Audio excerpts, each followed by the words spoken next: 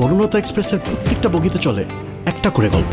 আছে মায়ের ভয়ে চুপসে থাকা ডাক্তার, আছে অজানার খোঁজে বেরিয়ে পড়া একজন তরুণী চিত্রা, আছে মন্ত্রীমশাই আর তার স্ত্রী, আছে বদমেজাজি স্বামী, আজিজ আমার বউ আমার কোনো কথা শোনে। আর সবার গলার কাটা হয়ে আছে, গলা পর্যন্ত মদে ডুবে থাকা এক মুরব্বী। আপনার পরিচয়? বাকের ভাই, আমি একটু দৈত্য। Nice to meet you. Welcome to pink villa sir. Sir, আপনি আমাদের কোন সার্ভিসটা নেবেন? মৌমাছি মৌমাছি কোথা যাও নাচি নাচি, দাঁড়াও না একবার ভাই। হ্যালো এভরিওয়ান, আসসালামু আলাইকুম, ওয়েলকাম টু ববিস্টার চ্যানেল। আজকে আমরা আসন্ন রোজার ঈদের দুটি ভিন্ন ধারার মুভি নিয়ে কথা বলবো। তার আগের পর্বে আমরা কথা বলেছিলাম দুটি বিগ বাজেটের সিনেমা নিয়ে কথা বলেছি। আজকে আমরা একটু ভিন্ন ধারার সিনেমা নিয়ে কথা বলবো।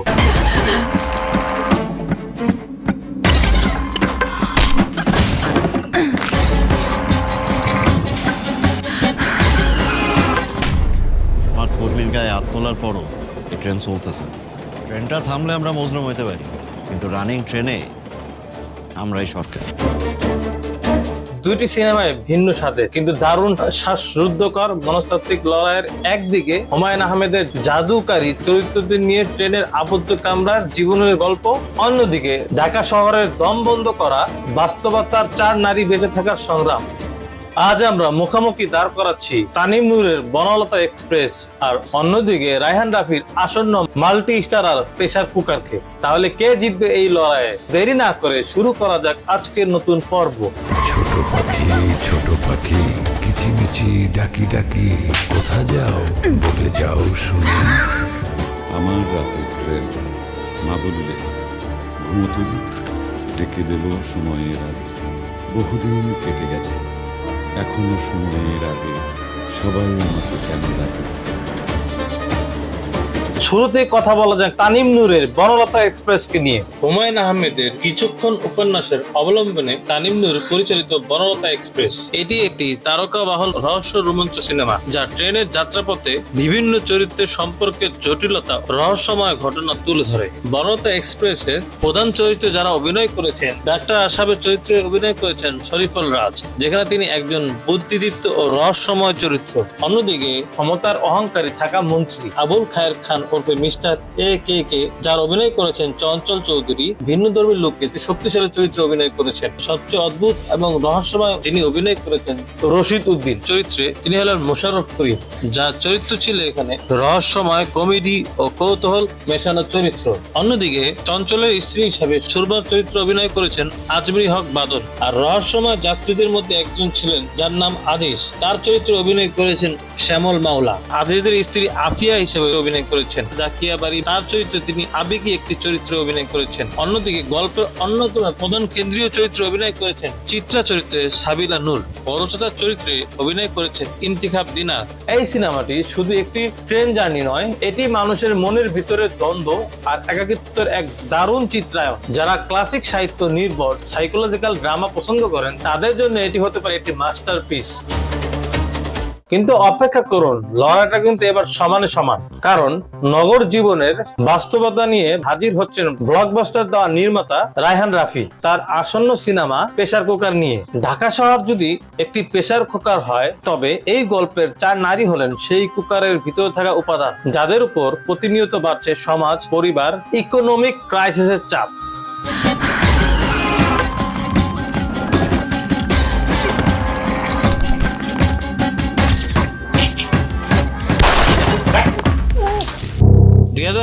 সালে রায়হান রাফির পরিচালিত নারী কেন্দ্রিক থ্রিলার চলচ্চিত্র প্রেসার কুকার, এতে প্রধান চরিত্রে অভিনয় করেছেন শাবনাম বুবলি, নাফিজা তুষি, স্নিগ্ধা চৌধুরী ও মারিয়া শান্ত।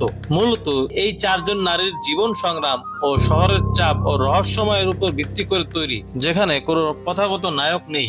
মূলত প্রেসার কুকার সিনেমাটি নারীরা বিভিন্ন সামাজিক বাস্তবতার মুখোমুখি হন, যা তাদের জীবনের প্রেসার বা চাপকে ফুটিয়ে তোলে। প্রেসার বাড়াচ্ছি স্যার।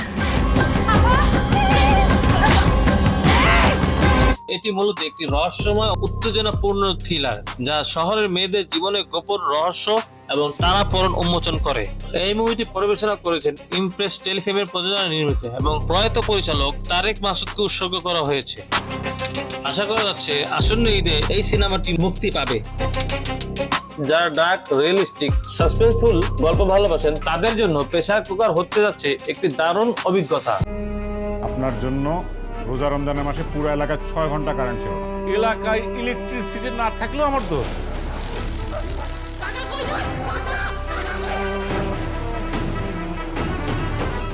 এখন আমার মতামত যদি আমি বলি, মূলত বনলতা এক্সপ্রেস তানিম নূরের গত ঈদে একটি মুভি এসেছিল যার নাম ছিল উৎসব। আপনারা হয়তো অনেকেই দেখেছেন বা জানেন। মুভিটা দেখলে বুঝতে পারবেন যে বাংলা সিনেমাকে যে কত সুন্দর করে ফুটিয়ে তোলা যায়, যেখানে ক্লাসিক্যাল বাংলা ছবি যেটাকে বলে তানিম নূরের সিনেমা দেখলে বোঝা যাবে। যেখানে বনলতা কিন্তু একটি স্লোগান আছে, এটি 100% খাঁটি বাংলা ছায়াছবি। তাতে বোঝা যাচ্ছে যে বনলতা এক্সপ্রেসটিও উৎসবের মতোই একটি খুব অসাধারণ একটি মুভি হবে।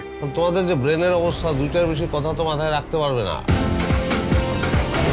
আমি যদি রায়হান রাফির মুভির কথা বিশ্লেষণ করি, আপনারা সকলেই অবগত যে রায়হান রাফি মানে ব্লকবাস্টার সিনেমা। কিন্তু রায়হান রাফির একটি বিশেষ গুণ রয়েছে, তিনি চেষ্টা করেন যত বাস্তব ধারণার যে গল্পগুলো সে খুব সুন্দর করে ফুটিয়ে তোলে। তার বেশ কয়েকটি ওয়েব সিরিজে এই জিনিসগুলো ফুটিয়ে উঠেছে। তাতে আশা করা যাচ্ছে প্রেসার কুকার বর্তমান সমাজের মানসিক চাপ, সামাজিক বাস্তবতা, পরিবার সবকিছুর উপর নির্ভর করেই প্রেসার কুকারটি তৈরি করা হয়েছে। এখন দেখার অপেক্ষা বনলতা এক্সপ্রেস এবং প্রেসার কুকার বাংলা সিনেমার জন্য নতুন পথ সৃষ্টি করা কিনা। তাহলে দর্শক, আপনার উত্তেজনা কোন সিনেমাটিকে ঘিরে? হুমায়ুন আহমেদের দর্শনে মরণে বনলতা এক্সপ্রেস নাকি রায়হান রাফির survival drama pressure cooker? Comment করে জানিয়ে দেন। ভিডিওটি ভালো লাগলে সাবস্ক্রাইব করুন এবং বাংলা সিনেমার নতুন সকল আপডেট পেতে এখনই চ্যানেলটি সাবস্ক্রাইব করতে ভুলবেন না। আজকের মতো বিদায় নিচ্ছি, দেখা হচ্ছে পরের পর্বে। ভালো থাকবেন, সুস্থ থাকবেন, পরিবারকে ভালোবাসবেন। বিদায় নিচ্ছি ক্লাব স্টার চ্যানেল থেকে। মানুষ বলে নারী কিসে আটকায়, নারী বলে মায়ায়, ভালোবাসায়। আমি বলি না, নারী আটকায় লোভে, আর লোভে পাপ, আর পাপে